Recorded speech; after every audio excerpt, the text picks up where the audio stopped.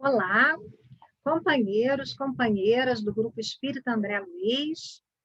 Estamos aqui juntos, uma vez mais, buscando o entendimento do Evangelho à luz do ensino dos Espíritos. Saudamos a cada uma que nos ouve. Desejamos mais uma vez que se encontrem todos em paz, com o coração sereno, mesmo com as dificuldades da hora.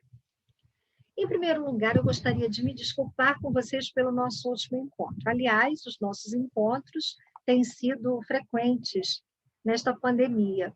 No último encontro, por alguma razão que eu ainda não pude compreender, a gravação foi interrompida. E nós ficamos sem o final do trabalho. Foi uma amiga querida que nos avisou sobre a ocorrência, dizendo que estava acompanhando o estudo e que ele tinha sido interrompido bruscamente, abruptamente.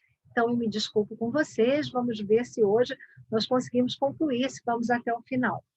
Nós queremos agradecer todos os recadinhos carinhosos, as palavras de estímulo que recebemos. Abraçamos a todos que se corresponderam conosco nos comentários do YouTube. Recebam o nosso abraço fraternal. O nosso abraço hoje é especialmente dedicado à companheira Ana Maria Spranger, aniversariante do dia. Foi por meio do convite da Ana que nós passamos a encontrar a casa, os companheiros do grupo, e lá temos feito amigos queridos, amigas queridas, e a doutrina espírita, além de todo o conhecimento que nos oferece, tem nos possibilitado a convivência com tantos núcleos de fraternidade e a construção de vínculos, de laços de amizade. Então, para você, Ana, hoje, o nosso abraço muito carinhoso, o nosso desejo de que você esteja confiante, se sentindo esperançosa, que Jesus renove a sua saúde e que em breve nós possamos todos, não é? Irmãos, irmãs, nos abraçar presencialmente, festejar todos os aniversários que ficaram aguardando as comemorações. Nós escolhemos um tema para esse encontro que pode parecer bastante ousado, ou mesmo inapropriado, incomum para este momento em que nós estamos vivendo, porque não nos parece fácil tratar de alegria, falar de alegria, num momento de tantas e tamanhas aflições. Nós sabemos, temos consciência de que muitos companheiros que nos ouvem trazem os seus corações bastante doloridos em função de dificuldades de toda a ordem que nós estamos vivendo. É um período de luto, um período de luto coletivo. Nós estamos sofrendo pelos nossos, estamos sofrendo por toda a humanidade, porque somos todos irmãos.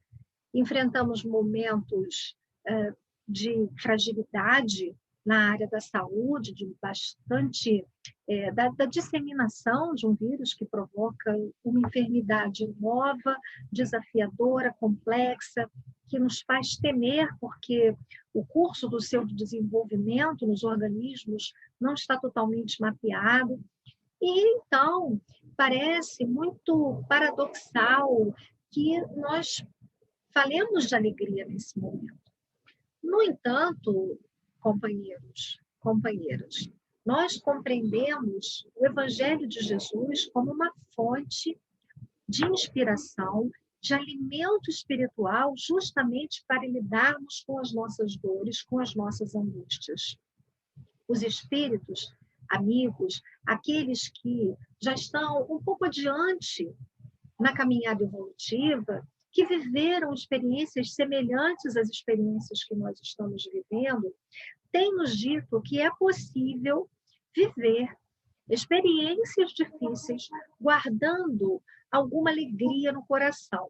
Há uma música romântica até, que tem um trechinho dizendo, não é? Mesmo triste eu estava feliz.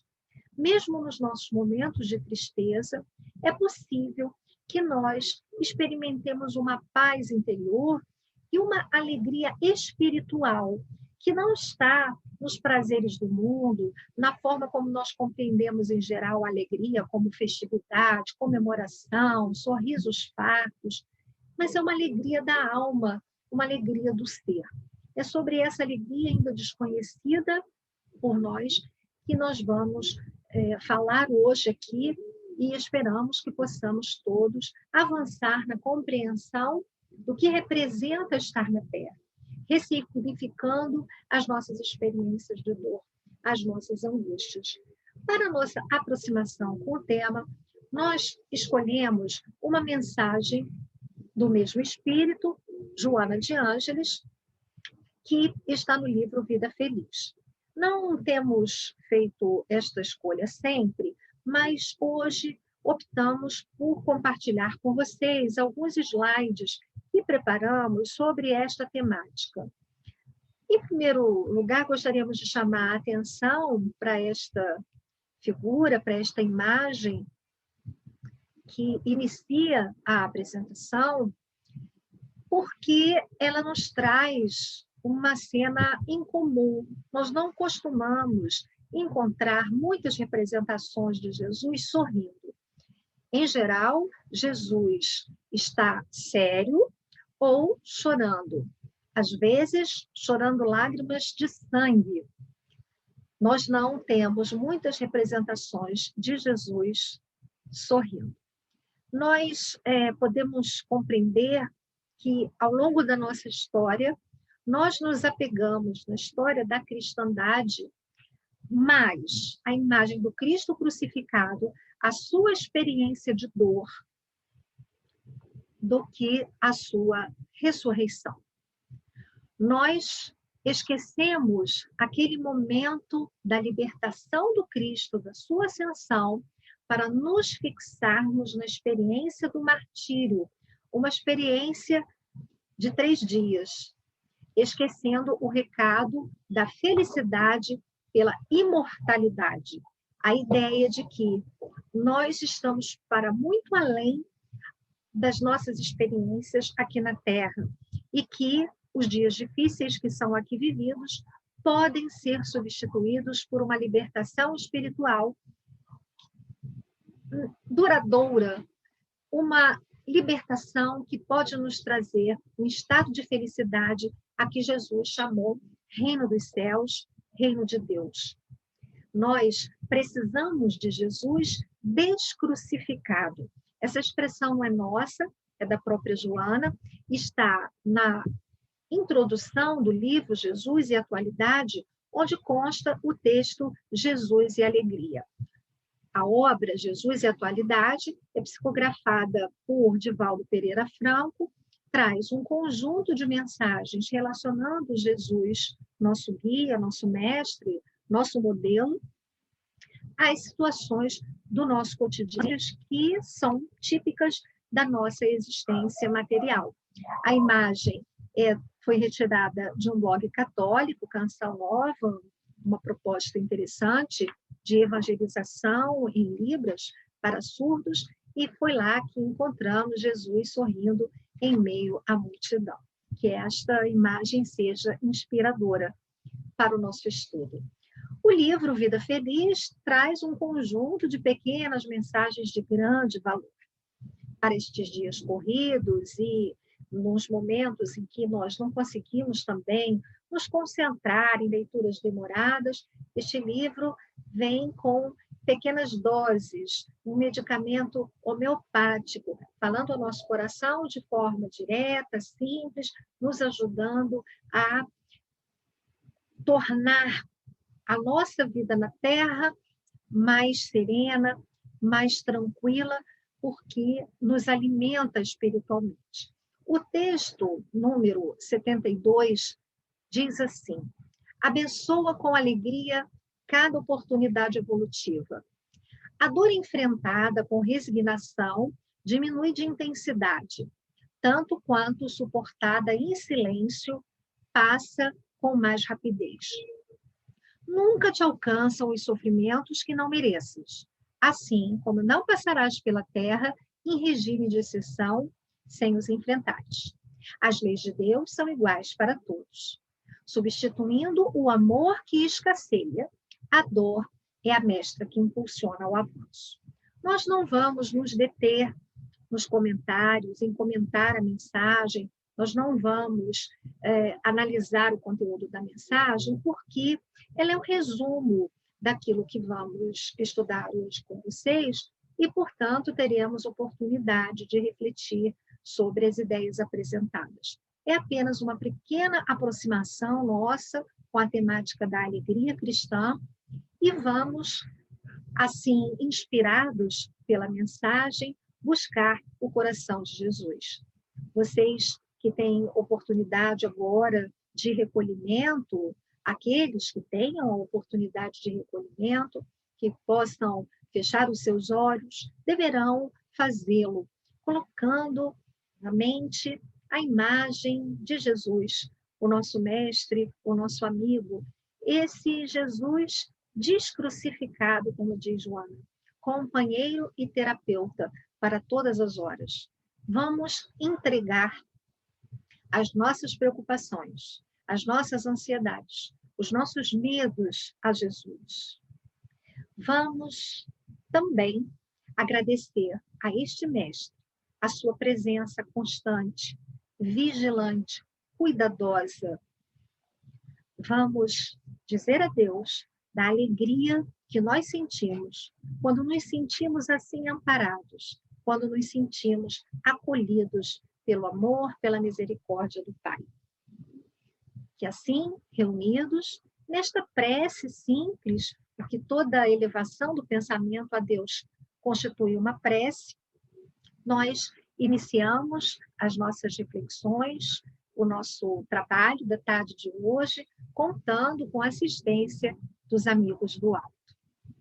Nós vamos, então, passar ao estudo do texto Jesus e Alegria, e hoje vamos estudar o texto mesmo, porque precisamos lembrar Joana de Ângeles. Quem é este espírito? Um espírito que, já no século XVI, trazia uma marca muito forte de um apreço pelo conhecimento. Joana tornou-se uma intelectual, a primeira mulher a ingressar numa universidade na América Latina, ela que teve a sua experiência como Juana Inés de la Cruz, no México, impressionava todos pela sua inteligência precoce e dedicou-se muito ao estudo. Essa intelectual tem um cuidado no uso das palavras, então, cada palavra se reveste de um sentido próprio. A língua portuguesa é uma língua muito rica e, portanto, os vocábulos têm significado muito específico e ela é uma autora que usa as palavras com precisão. Por isso, optamos hoje por fazer um estudo do próprio texto, destacando aquelas palavras que, no nosso entendimento, nos ajudam a compreender melhor o pensamento dessa autora querida, mentora de Divaldo Pereira Franco, que também acabou virando orientadora do nosso movimento espírita, pelo tanto que temos aprendido com ela e temos nos sentido também amparados pelos conhecimentos que ela nos apresenta. Então, ela começa a mensagem de uma forma muito enérgica, muito enfática. Ela diz: essa tristeza que te domina, amargurando as tuas horas, é grave enfermidade que deves combater a partir de agora. Nenhuma complacência para com ela, nem justificativa enganosa para aceitá-la. Os argumentos de infelicidade quanto de insatisfação não passam de sofismas e mecanismos de evasão da realidade. Recado duro, não é? Joana é um espírito mesmo muito enérgico, com bastante bom humor. Divaldo Franco fala o que representa ter uma monja como orientadora espiritual. É rigorosa, disciplinada, e ela diz que nós precisamos, nesses momentos de tristeza, responder, apresentar uma resposta no sentido de oferecer alguma resistência à sua dominação.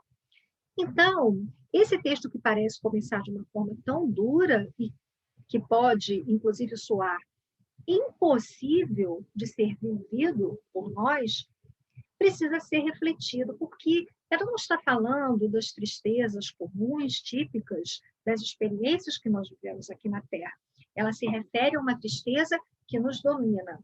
Essa tristeza que nos domina precisa ser enfrentada com muita energia, porque ela se constitui numa enfermidade, como nós vamos ver aqui, e que vai ganhando espaço à medida que nós vamos recuando e permitindo que ela nos domine. Ela diz aqui que a gente não deve ter nenhuma complacência para com ela, né? A complacência é um desejo habitual de acolher o desejo do outro, a demanda do outro. Então, quando a tristeza se apresenta em nós, nós não devemos ir ao seu encontro nesse acolhimento para guardá-la em nós, para alimentá-la em nós. Ela diz que não existe uma justificativa para aceitá-la. E isso nos parece particularmente duro, não é? Nós que temos tantas tristezas, algumas em momentos de provação extrema, outras circunstâncias de menor peso também nos afetam tão costumeiramente, como é que ela pode dizer que não existe justificativa para esse sentimento? Ela diz que os argumentos de infelicidade, tanto quanto de insatisfação, não passam de sofismas, mecanismos de evasão da realidade, né? O que são os sofismas? São raciocínios, são teses, argumentações que a gente utilize que possam parecer verdadeiras, mas que não resistirão a um exame lógico. O estudo de hoje talvez nos ajude a compreender melhor o que Joana quer dizer e que nos parece de uma energia dura mesmo, não é?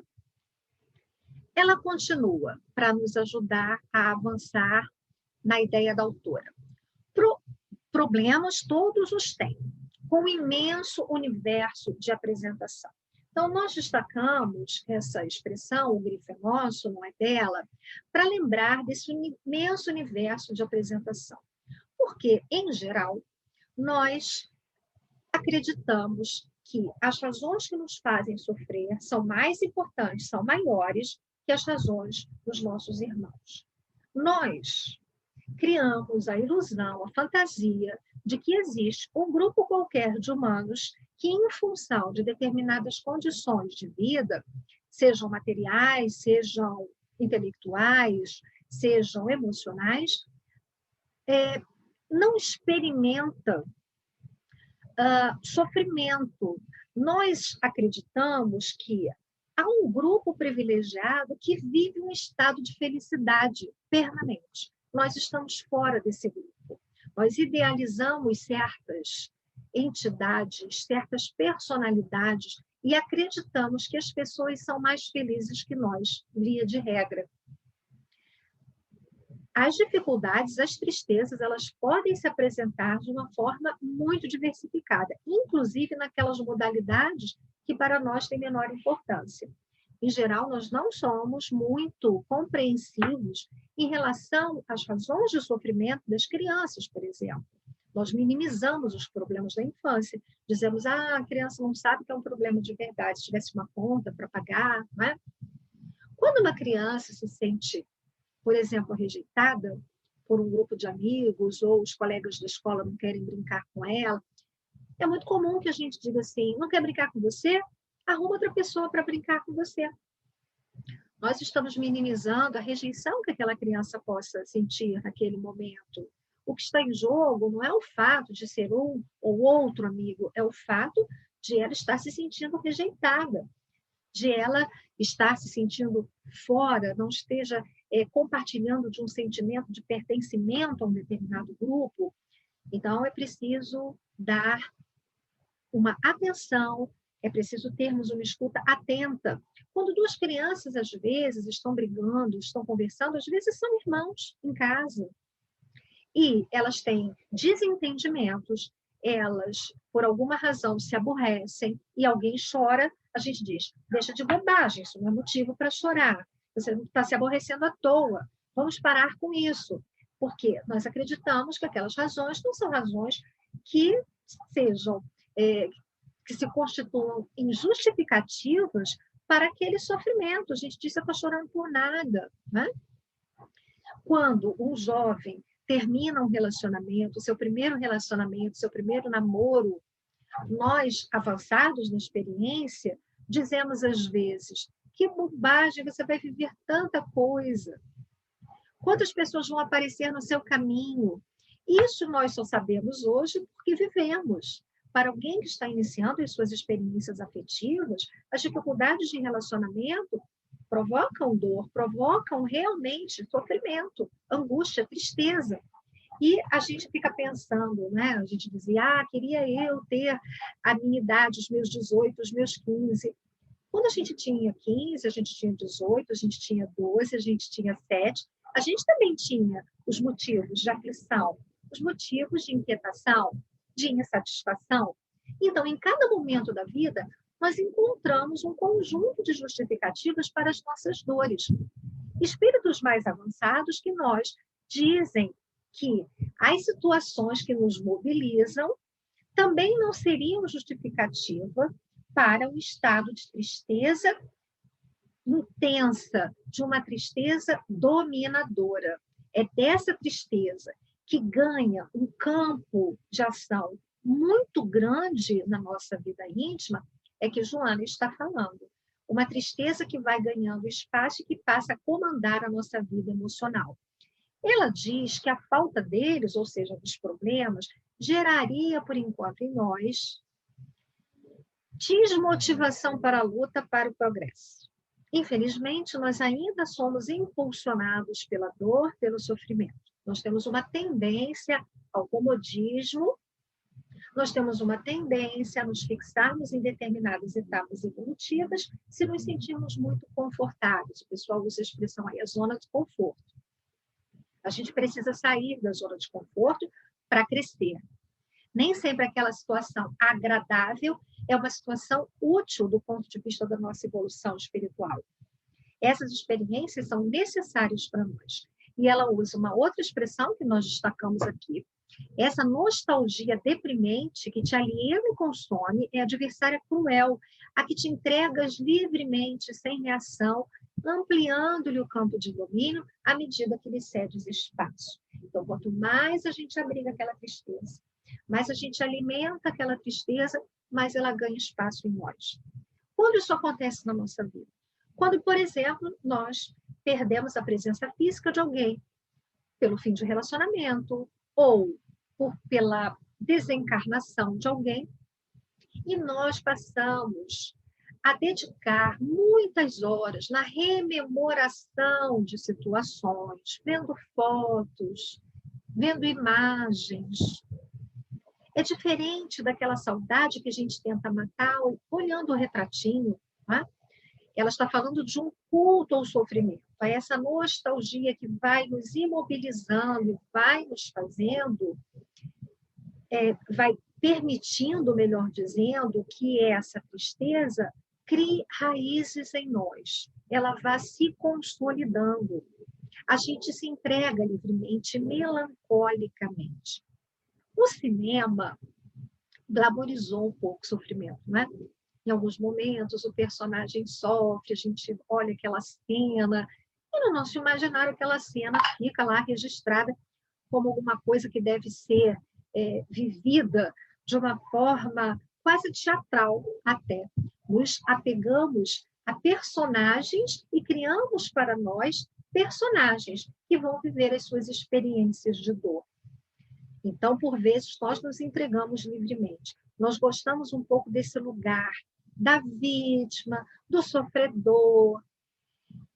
Por vezes, nós disputamos com os nossos interlocutores. Então, quando alguém diz, você não sabe, eu estou sofrendo tanto por essa situação, a gente diz, você diz isso porque não sabe o que eu estou vivendo, você não sabe o que é tristeza de verdade. Nós gostamos desse lugar, da criatura que se vitimiza para conseguir a atenção do outro, para mobilizar o outro, tentando, de alguma maneira, provocar culpa, como processos de vingança. Então, agora eu vou mostrar para você como você está me fazendo sofrer. Então, tem gente que fica ali cultuando a sua tristeza porque acha que se tocar a vida, que seguir adiante, vai dizer para o outro que está tudo bem. Agora você foi embora, você foi feliz e ficou tudo bem? Não, agora eu vou mostrar. Você vai ter que ir lá buscar a sua felicidade, mas você vai viver a culpa de me ver assim, entristecido. De alguma maneira, nós alimentamos essas emoções. E é sobre isso que Joana de Ângeles está falando conosco. Então, ela diz, seja qual for a razão, mais uma vez nós grifamos, fundamentada em acontecimentos atuais, deves transformar em bênção que te convida à reflexão, e não ao desalento. As situações desafiadoras que nós enfrentamos têm por objetivo nos fazer refletir sobre o nosso modo de viver. Elas não chegam para promover o desencanto, o desalento e para ceifar a nossa alegria de viver. Nós nos lembramos, quando lemos esse parágrafo de Paulo de Tarso na carta aos Filipenses, capítulo 4, versículo 4. Regozijai-vos sempre, outra vez vos digo, regozijai-vos. Então, é para nos alegrarmos sempre. Quem leu a obra Paulo Estevão teve a oportunidade.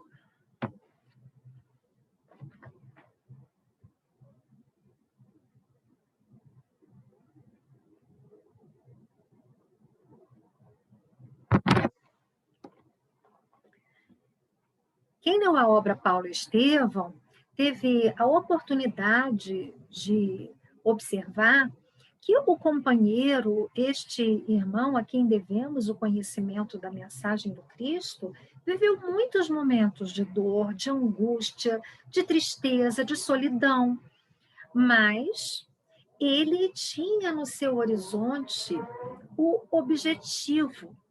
Então, embora ele vivesse a sua tristeza, no fundo da alma, no seu mundo íntimo, ele vivia a alegria de servir ao Cristo.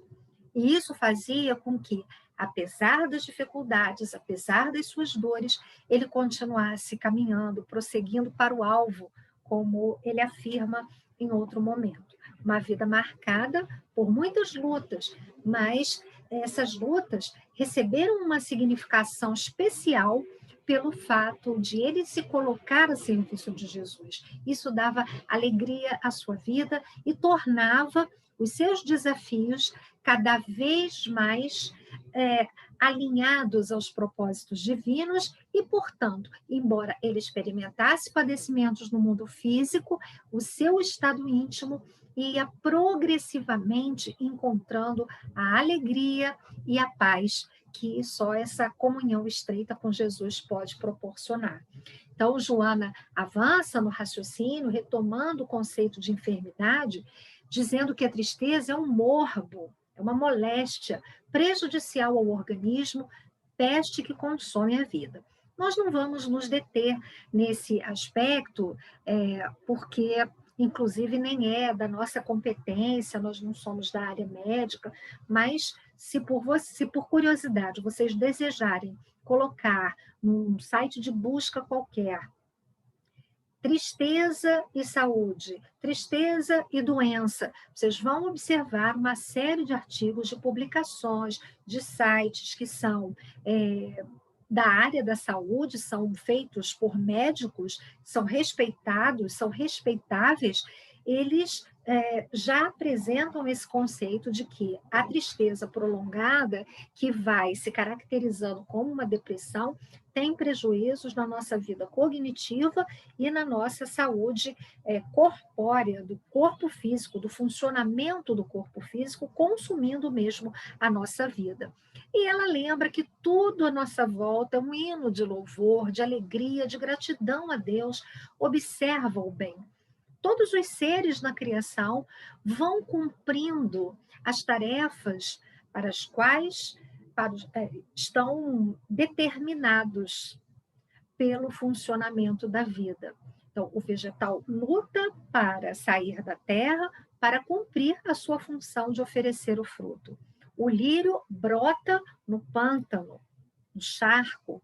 Ainda assim, ele oferece beleza, Nós precisamos lembrar que tudo vai se movimentando na natureza, fomentando a vida, em gratidão a Deus.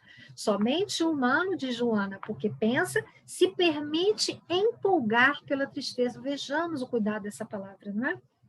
Essa esteta da palavra que é Joana de Ângeles. Nós nos empolgamos pela tristeza, descambando para os surdos conflitos da rebeldia. Então, a nossa atitude de tristeza vai, de alguma maneira, demonstrando a nossa rebeldia às leis da vida. Por isso, ela falou no início dos mecanismos de evasão. Nós não aceitamos a realidade como a realidade se coloca para nós. Na mensagem de preparação, ela pediu que nós nos lembrássemos sempre de que nós não vivemos experiências de que não sejamos merecedores. Este é um princípio basilar do Espiritismo. A justiça divina, a lei de causa e efeito, nós estamos sempre ligados às situações e pessoas às quais nos vinculamos.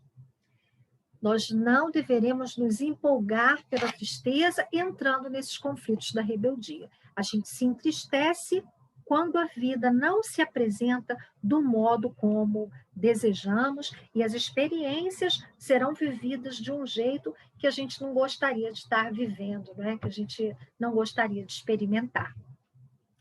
Essa tristeza, diz ela, pode ter duas origens, dentre outras, ela vai destacar aqui duas origens, que são reminiscências do nosso passado espiritual ou perturbação com repercussão obsessiva. Vamos ver o que ela fala a respeito das primeiras aí. No primeiro caso, as impressões pessimistas devem ser eliminadas, alijando-as do inconsciente sob pressão de ideias novas, agradáveis, positivas, que te cumpre cultivar, insistindo em fixá-las nos painéis mentais.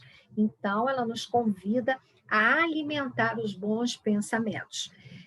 Nós temos sido orientados pelos praticantes da meditação, por pessoas que trabalham com a terapia cognitiva, que a gente não deve, terapeutas de modo geral, né, nos convidam a não brigar contra os nossos pensamentos negativos, porque nós acabamos por fomentá-los, por alimentá-los. O que nós precisamos fazer é substituir esses pensamentos, pondo outros pensamentos no lugar.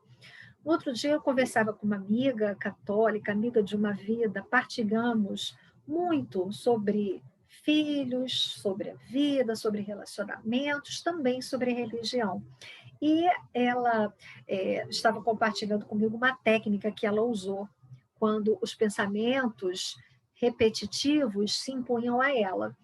Ela ficava falando a tabuada, mas ela disse assim, não é aquela tabuada fácil, eu pegava a tabuada do 13, a tabuada do 14, essas que a gente não tem de memória, e eu ia repetindo a tabuada, até que aquela ideia se esvaziasse da minha cabeça, né? De vez em quando a gente brinca uma com a outra, essa semana recitei tantas tabuadas, essa semana precisei recorrer de novo à tabuada.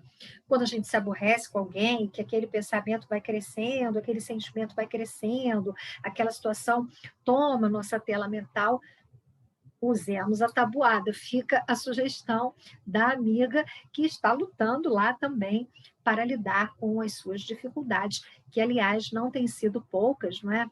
Viveu um momento muito difícil, o marido viveu um estado muito grave em função da Covid. Felizmente, nosso amigo está recuperado.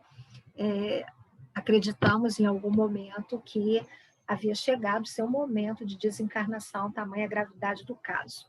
Graças a Deus, a vida permitiu que ele continuasse aqui conosco. E aproveito, vou fazer uma pequena digressão, porque me chamou muita atenção o movimento que os companheiros da igreja fizeram para ele, um movimento de fé, que muito pode nos ensinar, estabelecendo uma vigília, combinando uma vigília. Eles oraram por vários dias, 24 horas, ininterruptamente por ele. Cada um se voluntariou para orar por 1 hora e eles iam fazendo um rodízio até a sua recuperação. Que lição bonita. acho que podemos nos inspirar também para os nossos companheiros de vida e de religião, não é verdade? Se te acostumas a pensar bem, superarás as lembranças mais. Nós temos muito tempo de condicionamento, como ela diz aqui, essa é a próxima sessão do nosso estudo, que é falar desses hábitos que vão se enraizando em nós. Então, ela diz que os hábitos que se enraizam, porque se repetem, dominando os automatismos, melhor dizendo, né? Vou refazer a formulação. Os hábitos se enraizam porque se repetem, dominando os automatismos da mente e do corpo físico. Outra expressão que nós destacamos. Então, no próximo slide, nós trouxemos aqui imagens que estão disponíveis aí na rede. Nós encontramos prontos, não montamos esses esquemas, e eles foram criados a partir da leitura do texto de André Luiz, no livro No Mundo Maior, quando ele fala da nossa casa mental. E ele faz uma comparação da nossa mente com um castelo de 3 andares, né? Aqui, à esquerda, a imagem da esquerda está traduzindo o texto de André Luiz numa linguagem psicanalítica, não é? Uma linguagem freudiana, e falando do id, do ego, do superego. A imagem da direita utiliza essa linguagem que está presente no livro, e nessa linguagem nós vamos ver a representação que André Luiz fez da nossa mente como esse castelo de 3 andares, a parte inferior desse castelo, ou o porão, representando a nossa zona subconsciente, onde estão os arquivos das nossas experiências, e nós podemos ver aí que ele fala do subconsciente como a residência dos nossos impulsos automáticos. É aquilo que a gente já viveu, né, que está resumidinho aí no canto embaixo, à direita, no hábito e no automatismo. São aquelas experiências que já foram tão repetidas que elas já são acionadas automaticamente. Diante de certas circunstâncias, de certas situações, nós respondemos de uma determinada maneira.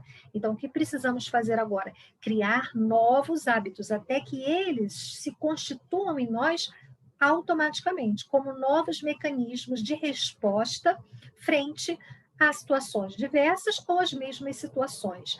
Essa zona intermediária, que é a zona do nosso consciente, é o domicílio das conquistas atuais, é a vida consciente do nosso presente, onde se erguem e se consolidam as qualidades nobres que estamos edificantes, né? Esse é o nosso presente. Nós temos um passado, nós trazemos um passado, e agora nós estamos com muito esforço e vontade, ele diz aqui, né, esse é o momento evolutivo do esforço e da vontade, construir novos padrões. São essas qualidades que a gente está se esforçando muito por edificar. E há uma outra zona, uma zona superior, que é a projeção, é o nosso futuro, é o superconsciente. São essas noções superiores que, por enquanto, para nós estão no campo do ideal, mas é um ideal que projeta o nosso futuro, que nos faz caminhar para esse estado. É aquilo que a gente vai atingir ainda. É a nossa meta superior. Então, nós temos ideais. Como espírita, temos ideais de perfeição espiritual, não para essa vida, mas para o nosso futuro, um conjunto de experiências na carne e no mundo espiritual, em que nós vamos desenvolvendo todos os nossos potenciais. É interessante a gente pensar, não é? Nós vamos apresentar aqui 2 imagens. Essa que está no cantinho à esquerda mostra o desenvolvimento da espécie. É fácil a gente entender por que elas estão tão consolidadas em nós, certos automatismos estão consolidados em nós. Porque na nossa filogênese, no desenvolvimento da nossa espécie, vamos voltando aí o desenvolvimento de todas as espécies, o nosso cérebro foi se formando assim, né, da base para a parte superior.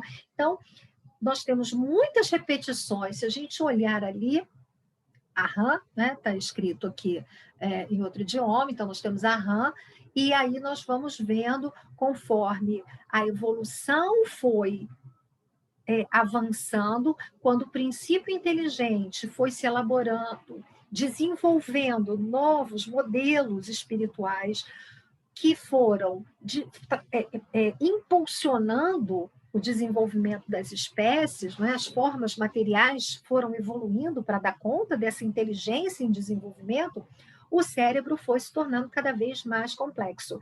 Mas a nossa ancestralidade, vamos dizer assim, está registrada nessa base do cérebro.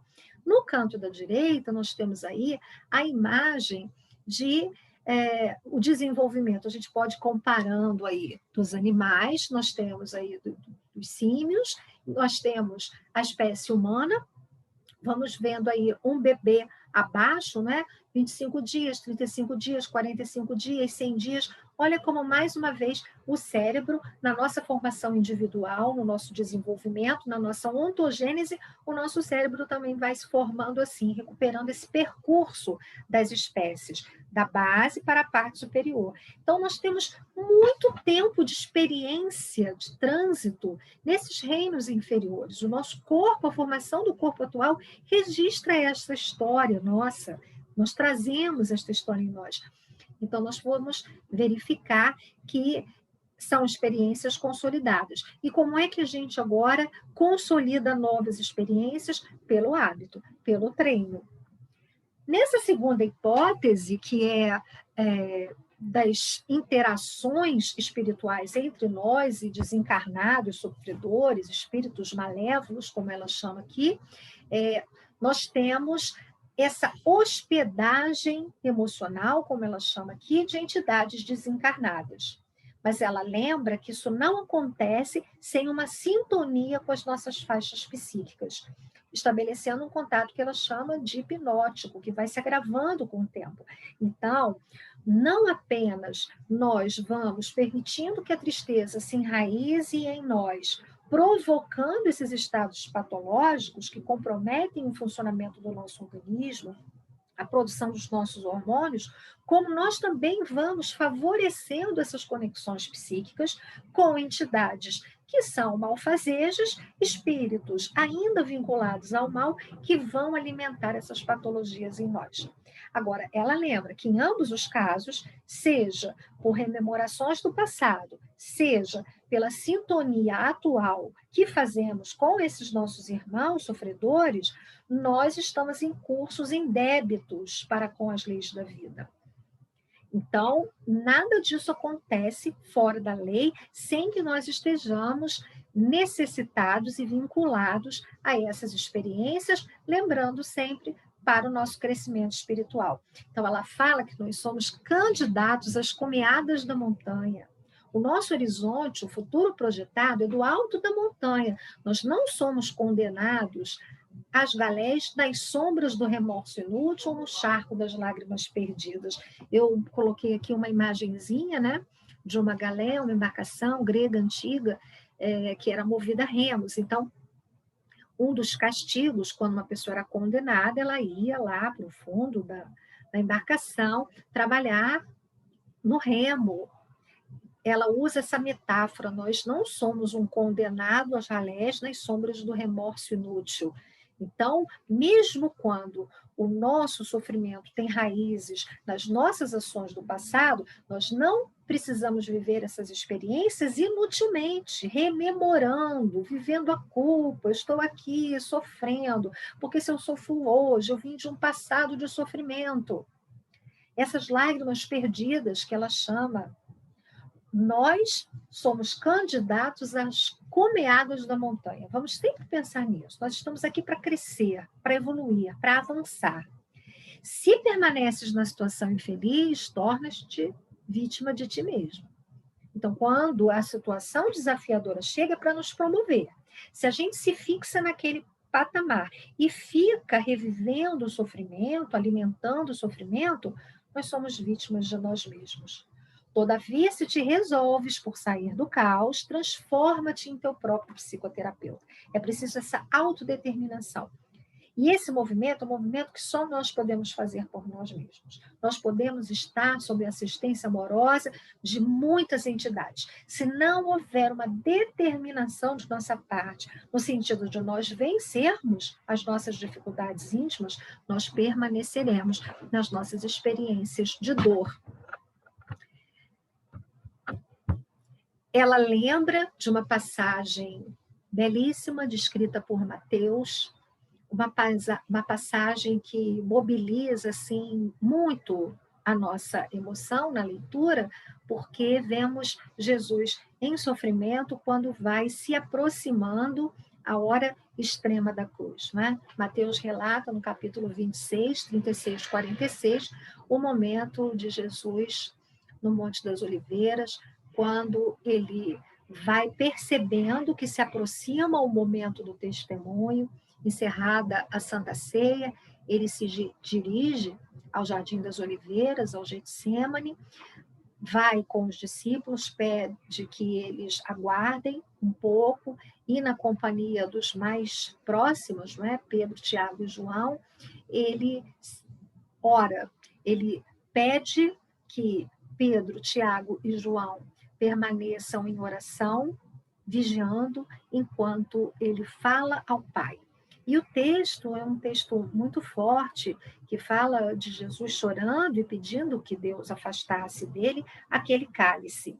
Jesus pede por 3 vezes, diz o texto, que ele suava sangue, um fenômeno que pode ser explicado, né? Esse fenômeno tem uma explicação científica, estamos no momento de valorização da ciência, em situações de extremo estresse, pode haver mesmo um rompimento de vasos, e é possível que o fenômeno tenha ocorrido com Jesus. E Jesus pede aos discípulos para vigiarem, orarem por ele, mas quando ele retorna da sua conversa com o Pai, encontra os discípulos dormindo, né? Lembrando que nós somos muito invigilantes, e ele diz aos discípulos: puxa, nem por 1 hora pudestes, né, velar comigo, orai, né, vigiai e orai. Jesus então retorna, pede que eles se mantenham acordados, e mais uma vez ele pede ao Pai que seja poupado daquela situação. Esse é um momento de grande humanidade de Jesus. Isso mostra o quanto Jesus se aproximou de nós, vivendo as nossas experiências para nos salvar, no sentido não teológico de uma salvação sem esforço, sem mérito, apenas pela crença, mas de uma crença que é viva e que se traduz em obras. Nas palavras de Tiago, não é? A fé sem obras é morta. Então, nós precisamos de uma fé viva e uma fé que se traduza na nossa vivência terrena. Aí nós poderemos dizer, Jesus se deixou vestir de tristeza, de amargura, e nós não podemos viver esses estados. Vejamos o que ela diz, não é? Ele se permitiu fazer isso por piedade com os companheiros invigilantes, para que se não davam conta da gravidade do momento. Então, ali também havia um ensino do Cristo. É possível que Jesus tenha vivido mesmo aquele momento de tristeza e de angústia. Ele se fez homem, ele esteve efetivamente entre nós. Kardec argumenta muito consistentemente na defesa da ideia de que Jesus teve um corpo carnal como o nosso corpo, mas cumpriu fielmente a vontade do Pai. Então, ele pede que seja poupado. Em não sendo poupado, ele cumpre a vontade do Pai. Seja feita a vossa vontade. Mas a vida de Jesus, lembra Joana, é uma vida de alegria, de esperança. Ele cultivou a alegria da esperança, a bênção da saúde, a dádiva da paz. Ele se apresenta depois, né? Na ressurreição. O mistério foi de júbilo, foi da transformação do humano, do mundo velhos, em uma criatura e sociedade inteiramente nova. Jesus veio nos trazer uma promessa de vida nova. Renascimento é vitória sobre a morte. Então, se nós nos fixamos por mais de um milênio, né, de cristandade, na verdade, né, nós estamos falando aí do período que equivaleria à Idade Medieval, período medieval, mas podemos falar desses mais de 2000 anos constituição da igreja em que demos um destaque muito grande a esse momento de dor e de aflição, cultuando esses momentos de dor e de aflição, nos esquecendo de que a promessa é a da ressurreição, a promessa é a da vitória, mesmo sobre a morte, a vitória sobre o sofrimento e a alegria que procede da libertação. Então, se nós estamos mergulhados numa experiência de dor, o que pode nos alentar? A projeção da felicidade diante. A libertação, aquele estado é um estado passageiro. A nossa tristeza é uma tristeza circunstancial, momentânea, por mais intensa que ela seja, ela haverá de passar. Essa deve ser a nossa consolação. Rasga, portanto, essa mortalha de sombras. Olha que imagem linda, não é? Que autora primorosa, que escritora primorosa. Assim como Jesus deixou a mortalha para ressurgir, nós precisamos deixar, rasgar a nossa mortalha de sombras, sob a qual nós ocultamos todas as possibilidades de triunfo. E precisamos, então, estamos sendo convidados, como diz Joana, a semear fraternidade na grande vinha que nos aguarda. Realiza um novo, um atual encontro contigo mesmo e examina-te melhor, sem deplorares a situação em que te encontra, e vai à direção do êxito, sem ficarmos remoendo a situação em que nós estamos. Isto é fundamental, não como um pagamento, porém como um dever que te falta cumprir a fim de te recuperares. Para a nossa plena reabilitação espiritual, não basta passar pela experiência do sofrimento. Voltemos ao Evangelho segundo o Espiritismo e estudemos com Kardec bem e mal sofrer. Não é o fato de nós sofrermos em si que nos eleva, é o fato como vivemos, é o modo como vivemos as nossas experiências difíceis. Se nós vivemos na insatisfação, na inconformação, na reclamação, nós não estamos aproveitando essas experiências como deveríamos. É preciso aceitar aquilo que vem do mundo como agente de transformação, como bênção, como disse Joana no início da mensagem, com vistas ao nosso aprimoramento. Deus te concede esse direito e tens que corresponder-lhe usando-o em teu benefício. Deus nos dá o direito da conquista da felicidade. Provavelmente sofres pressões que são uma falta de humanidade, mas tua é a submissão a essa força constritora que aceitas. Então, há uma pressão que vem de fora, que nos, de alguma maneira, nos constrange, é uma força que se impõe, mas, ao mesmo tempo, há um movimento nosso de aceitação. Ela está propondo que a gente ofereça resistência e que a gente tente se manter o mais íntegro possível na alegria de viver. Se em verdade queres sair da tristeza, podes. Em caso contrário, és responsável por ela, assim te comprazendo, o que é séria enfermidade, não é? É o masoquismo nosso. E ela lembra as palavras de Jesus. Alegrai-vos, propôs Jesus, é chegado até vós o reino de Deus. O simples fato de nós estarmos nessa convivência com Jesus deveria ser para nós motivo de alegria, motivo de júbilo. Este reino está dentro de nós, esperando ser descoberto e habitado. Aguarda-te, desafiador. Chegou até onde estás. Dá o teu passo em sua direção, penetra-o, deixa-te por ele preencher e alegra-te para sempre como herói que concluirá a luta. Deixemos-nos então, meus irmãos, minhas irmãs, impregnar por essa alegria que o contato com o Evangelho pode promover em nós. A nossa luta é intensa, mas nós não estamos sozinhos. No relato que Lucas faz da mesma passagem de Jesus chorando no Horto das Oliveiras, há o registro de que um anjo o amparava. Jesus não estava sozinho. Os seus discípulos dormiam, mas do alto havia a providência divina para que ele estivesse acompanhado de modo a conseguir alcançar os seus objetivos. Que esta certeza nos fortaleça, nos dê elementos para vencer as dificuldades que estamos enfrentando. Mesmo que nós estejamos experimentando uma forma de solidão material, lembremos que não estamos desamparados. O Senhor está conosco e isso deve ser motivo de alegria. Como disse Paulo, perdão, se Deus é por nós, quem é contra nós? Essa certeza de que nós temos um Pai amoroso, bom e justo, deverá de nos contentar, mesmo nos momentos da nossa aflição.